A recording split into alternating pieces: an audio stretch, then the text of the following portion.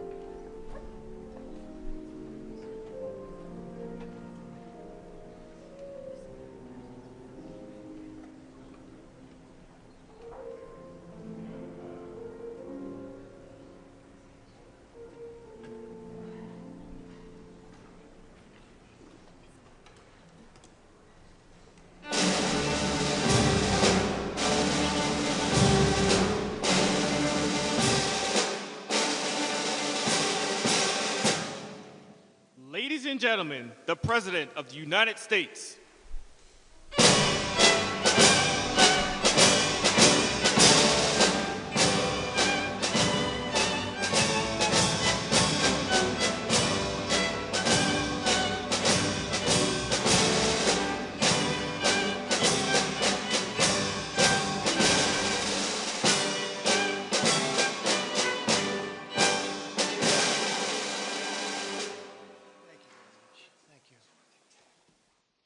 Please.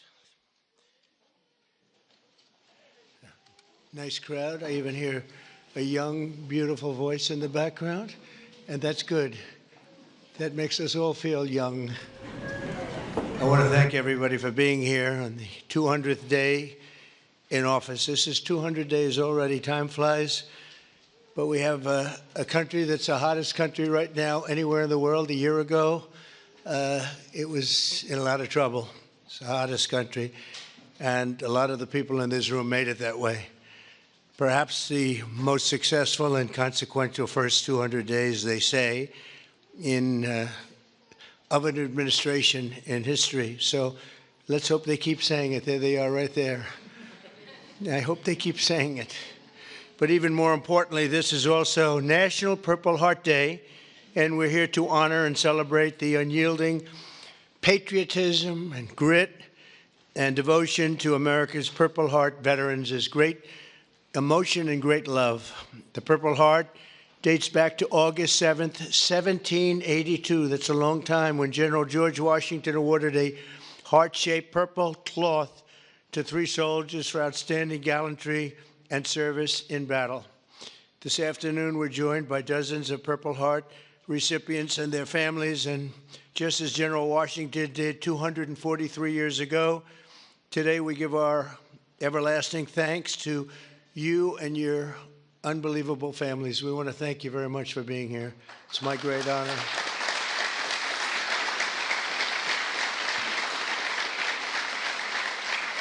We're also joined by American patriots who love our military and our veterans, including Secretary of Defense Pete Hegseth. You're doing a great job, Pete. Thank you.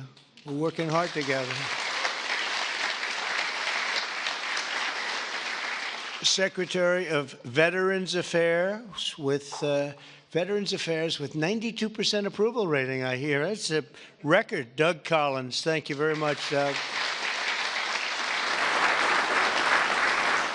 The Director of National Intelligence, Tulsi Gabbard. She's got a lot of interesting things happening in the last 2 months. A lot of interest. Keep it coming, Tulsi. Keep it coming. Chairman of the Joint Chiefs of Staff, General Dan Kane, my friend, who I knew a long time ago. He got rid of ISIS in record time. They said it was going to take 4 to 5 years. He did it in 4 weeks. That's when I said, if I get into this again, I'm going to make him the chairman of the Joint Chiefs, and that's what happened. Great job, and he did an incredible job in Iran. I want to thank you very much. Great job, General.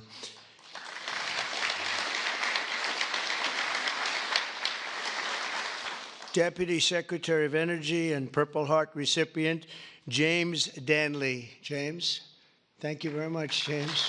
Great job. And we have a Medal of Honor recipient, Captain Paris Davis. Thank you. Where are you? Where might he be? Oh, look at you. You're better looking than I am, I'll tell you that. Thank you very much. Thank you very much. We're also joined by the Marine Corps veteran who co-managed my 2024 campaign, a fantastic talent in many ways after he was wounded in battle for our country in Operation Desert Storm, Chris LaCivetta. So where is Chris? Where is Chris? Chris, stand up, Chris. With your beautiful daughter, Victoria. Thank you very much for being with your father. It's very nice. Every Purple Heart tells a story of courage, sacrifice, and purpose. It speaks of a price paid for the soldier beside you, the country behind you, and the generations of Americans yet to come. And we have some great generations to follow. It's going to happen. Those who wear this medal ran into bullets, faced ferocious bombs, and shed their blood on the field of battle. We will never forget what they did. We will always use them as an example of bravery and courage and strength. And we will also always think, when we look at them, of our great American flag. We want our great American flag to be strong, and it's stronger than ever. Since day one, my administration has used every power we have to fight for those who have fought for America. In 6 months, we have reduced the backlog of veterans' waitings, and that waiting list was very long, Doug, wasn't it, huh? For the benefits, and it's 37%. So it's just, is that all you did, Doug? 37? I don't know, huh? That's incredible, actually. You're getting tremendous marks, and we appreciate it very much.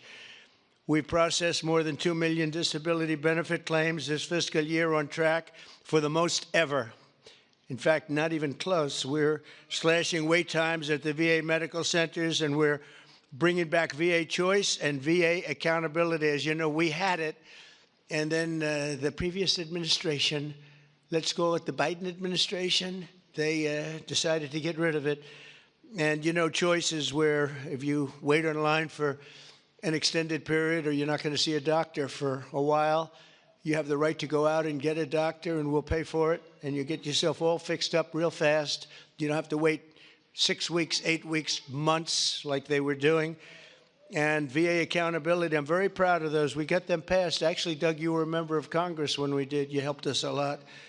But we got them passed in the legislature, so they're with us forever. And yet Biden found a way to not use them.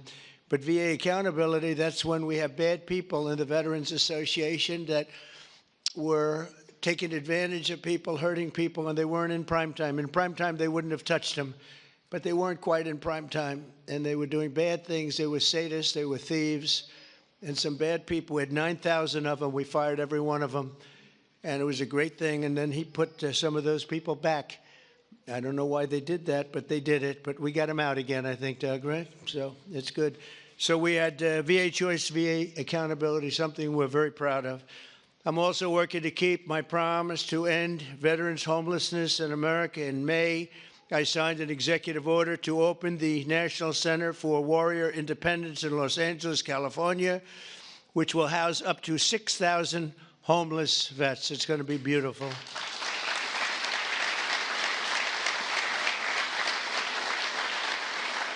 And just last week, I signed the VA Home Loan Program Reform Act, a big deal to help ensure no veteran is kicked out of their home for a late payment. If you're a little bit late, don't worry about it. And frankly, if you're a lot late, you don't have to worry about it either. You just get it in when you can. Get it in when you can. And America's veterans have done their duty for us, and under the Trump administration, we are doing our duty for you, okay? That's the way it's supposed to be. One of our brave soldiers with us today is Army Veteran Specialist Kevin Jensen.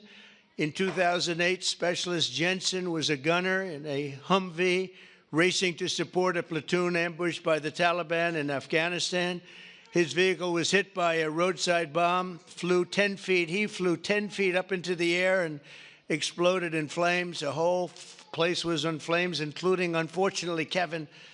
But he suffered deep third-degree burns, and all over his body he was in trouble, big trouble. Despite the agony, he selflessly ran to the aid of his platoon leader, who was engulfed, or just absolutely, everyone thought he was gone. He was engulfed in fire.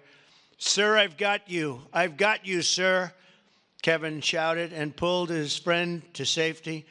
Specialist Jensen earned the Purple Heart, and he's here today with the platoon leader whose life he saved, and our newly sworn-in VA Undersecretary for Medical Affairs, Captain Sam Brown. Kevin and Sam, please stand, and I know Sam very well. Sam is great.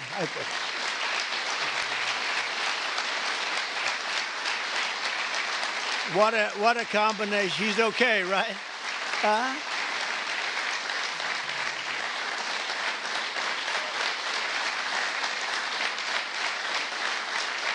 Great, Sam. Look good. Thank you very much. You did a great thing, because I got to know him and his really beautiful wife. You know, you're not allowed to say beautiful anymore. It's political suicide, they say. But I'll say it anyway. And the most beautiful family you've ever seen. And I just want to thank you for having done, and you for your great bravery. It's really great. Thank you both for being here. Appreciate it. Thank you. Also with us is 24-year Army veteran Brian Willett. In 2010, Staff Sergeant Willett was conducting a resupply mission in Afghanistan when his vehicle was struck by a roadside bomb. You know who did the roadside bomb, right? Soleimani. Where is he? Where is he? Where is Soleimani? He did. He was the father of the roadside bomb. They say 92% of the people who got either killed or badly hurt, it was Soleimani. He was the one that did it more than anybody else by far. Leaving this person very seriously injured 7 months later, Brian's teenage son, Private Kevin Willett, who was also deployed to Afghanistan, was standing guard when insurgent forces attacked with heavy fire. The grenade knocked him out and knocked him right to the ground. He was in big trouble, but Kevin rose to his feet and successfully repulsed the attack on his camp, earning both the Purple Heart and Bronze Star for valor. And I'd like to ask Brian and Kevin to please stand wherever you may be. Hi, how are you? How are you? Good job. Good job. Two great people. I would say these are different types, right? These are different types, right? But same blood, that's all we care. It's very good. You both look great. Thank you both very much. Appreciate it. We're also joined by Marine Corps veteran Staff Sergeant Thomas Mateo, wounded 6 times during 2 tours in Vietnam. At the end of his first tour, shrapnel sliced open his abdomen and he was left bleeding, and they thought he was gone. He was on the jungle floor for a long period of time, but he recovered and chose to go back and fight. Thomas later continued to protect our citizens as police chief of Hialeah Gardens and Inverness. That's 2 good places. We love those places. We love Florida. Every time I ran there, I won, so I got to love it, right? Set records. We have the all-time record, Thomas. And he was one of the very rare 6-time recipients of the Purple Heart. Boy, you got hit. Where's Thomas? 6 times. You got to be kidding. That's pretty tough stuff. And look at you. You look fantastic. So did it have any negative impact on you, would you say, now that you're recovered, fully recovered, would you say? Do you get any extra aches and pains or anything? 2 prosthetic knees, sir. That's it. That's called an ache and a pain. That's right. I know. I have the whole list. It's amazing, and you look great. Thank you very much. That's some list. Thank you. It's amazing, amazing. Last year, after an assassin tried to take my life in Butler, Pennsylvania, Thomas generously mailed me one of his Purple Hearts. Many of the other veterans showed me the same unbelievable gesture of kindness, including 3-time Purple Heart recipient John Ford and Gerald Enter Jr., who also came along with us and did us a great, great favor. Gerald, John, and Thomas, I want to thank you very much. What a great honor to get those Purple Hearts. I guess in a certain way it wasn't that easy for me either when you think of it, but you went through a lot more than I did, and I appreciate it all very much. Thank you. Thank you. Where are you? Stand up, please. Please. Thank you very much. Thank you very much. Thank you. Thank you. Great. That was someday. That was someday we had together, though, huh? That was someday we had together. Thank you both very much. Thank you all. From the very beginning, our nation's fate has depended on heroes like those in the room who placed their bodies between the enemy fire and really that fire and the American freedom that we all love so much. Because of their sacrifice today, our flag is still waving proudly, and our freedom is still safe and secure, and our future is looking brighter and greater than ever. Our country is doing really well. We're very proud of our country. We had that mission. I watched those B-2 bombers with those pilots. We had them in the Oval Office celebrating their incredible bravery and talent. pure talent. Every single bomb hit its mark perfectly. And then we had Tomahawks coming in, 30 of them coming in from submarines that were 300 miles away. They all hit their mark too. Look at this smile on you. You think that's your boy. Look at his smile. But it's pretty good, right? Pretty good. We had them and we celebrated all together. We actually had 52 tankers. Can you imagine? We had a lot of the people over to the White House, to the gardens, and it was an incredible day. It was a day of celebration.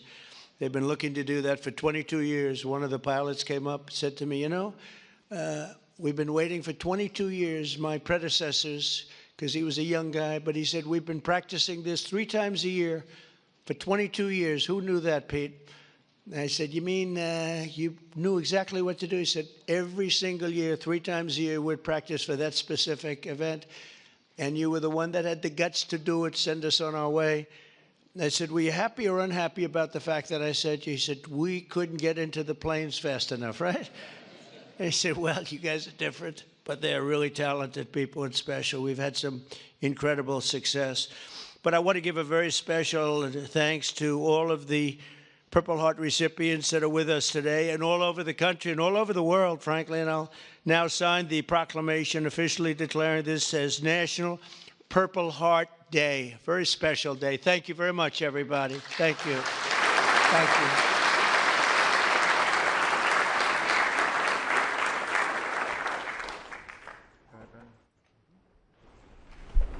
I know who I'm giving this pen to.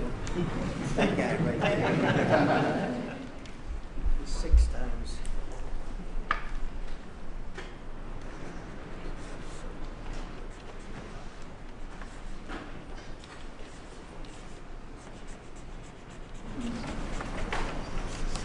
And that is not done by an auto pen.